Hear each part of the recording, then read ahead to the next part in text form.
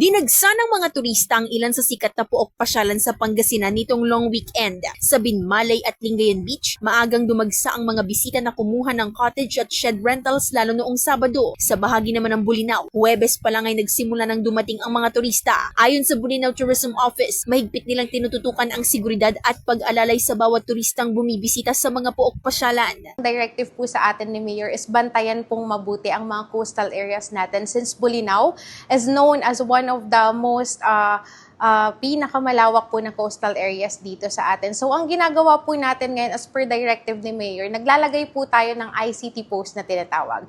That stands for Incident Command Team Post po, kung saan naglalagay po tayo ng isang area sa coastal area natin, kung saan may mga nakaabang po tayo na tourism staff to accommodate po lahat ng magiging problem natin during long weekend. Nandun din po ang MDRRM together with the concerned agencies po like PNP, of course, Philippine Coast Guard po, katulong din po natin yan in case po na may mangyaring insidente na hindi natin inaasahan, na ayaw po nating mangyari.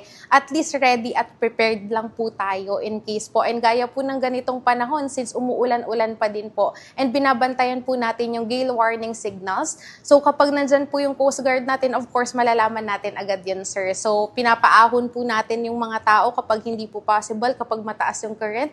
And once na okay naman na po siya, pinapaligo na po natin yung mga tao. Pero of course, binabantayan po natin at may lifeguards po tayo. 3 lifeguards po sa Pater Public Beach natin. Hindi rin umano pinapayagan ang mga turista na maligo sa mga talon dahil sa malakas na agos, ngunit maaari pa rin itong bisitahin, makita at magpa-picture. Yes po, as of now po, ang close po natin ay falls. Since yung current niya po malakas, and kapag umuulan po ng gabi, muddy po kasi siya, so hindi po talaga siya pwede liguan. For viewing lang po, pwede natin siyang makita. Pero as of now, pinipigilan po natin yung mga tao dahil madulas din po. So number 1 po kasi syempre na tinitignan natin is yung security po and safety ng ating mga turista. Tiniyak naman ng tanggapan ang kahandaan sa inaasahan pang pagdagsa ng mga turista sa bayan. Kasama mula rito sa IFM Dagupan, ito si Idol Joanna De Vera, Tatak IFM. IFM News. IFM News.